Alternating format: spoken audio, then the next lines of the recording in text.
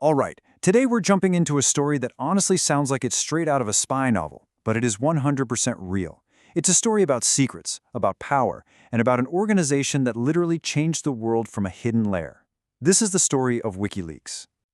So let me ask you something. If you had to hide the world's biggest, most sensitive secrets, where would you even begin to put them? The answer is way more incredible than you're probably thinking. Well, for starters, you'd go deep, like 30 meters underground deep. A place so far down you feel totally cut off from the world above. And we're not talking about just any basement. We're talking about a space literally carved out of a solid rock wall, right under a park in Stockholm, Sweden. But here's where it gets wild. This place, it's actually a former Cold War nuclear bunker. Yeah, it was designed to withstand a direct hit from a hydrogen bomb. I mean, talk about security, right? And just when you think it can't get any more like a movie, get this. If the main power ever goes out, the backup generators are actual German submarine engines. Seriously, you can't make this stuff up. It's the ultimate secret hideout. So what on earth is this Bond villain-style lair protecting? Well, it's not a secret weapon. It's a data center, and it belongs to one of the most controversial organizations on the planet, WikiLeaks. And the secrets it holds?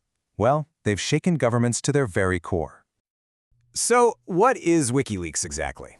Well, it was founded back in 2006 with a pretty radical mission: to publish secret information and classified documents from anonymous sources. The big promise? Complete anonymity and absolutely no censorship. And boy, did they make a splash.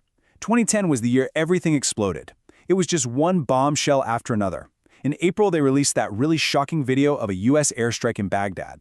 Then in July, boom, almost 100,000 secret files on the war in Afghanistan.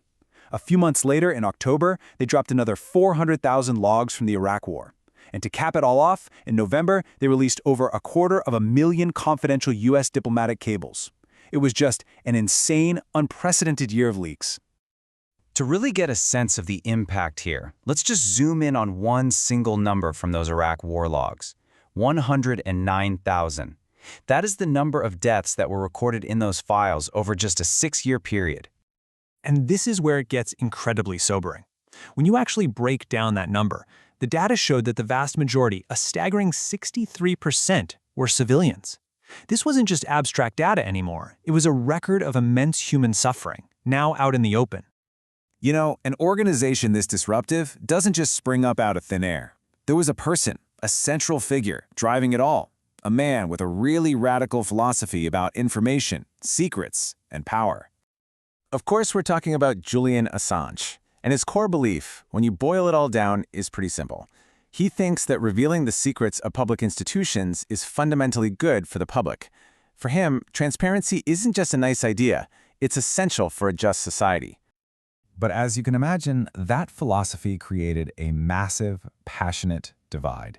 Depending on who you talk to, Julian Assange is either a revolutionary hero or a very, very dangerous criminal. And really, there's no middle ground here. The contrast is just stark. To his many supporters and to hackers all around the world, he's an internet legend, a total icon. But to governments, especially the Pentagon, he's seen as a major threat to national security, which is what led to him being hit with some very serious criminal charges. But here's the thing. While Assange is definitely the face of WikiLeaks, the organization itself was built to be bigger than any one person. It was designed from the very beginning to be resilient, decentralized, and almost impossible to shut down. So how did they pull that off? Well, it's pretty clever. First, they based their servers in Sweden, which has some of the strongest free speech laws in the world. Smart. Second, there's no central headquarters to raid. It's a global network. It's funded mostly through public donations, and this part is just mind-blowing. Despite releasing millions and millions of documents, their data storage costs are incredibly low. The entire archive, all of it, could fit on a single memory card. This structure basically created a whole new kind of publisher, one that's stateless and almost impossible for any one government to stop. So, this all leaves us with a really big, fundamental question that WikiLeaks just forces us to think about. Is this kind of radical forced transparency a powerful, necessary tool for justice? A way to hold the powerful accountable? Or is it a dangerous weapon that puts global security at risk? The answer, just like the secrets hidden in that bunker, is nowhere near simple.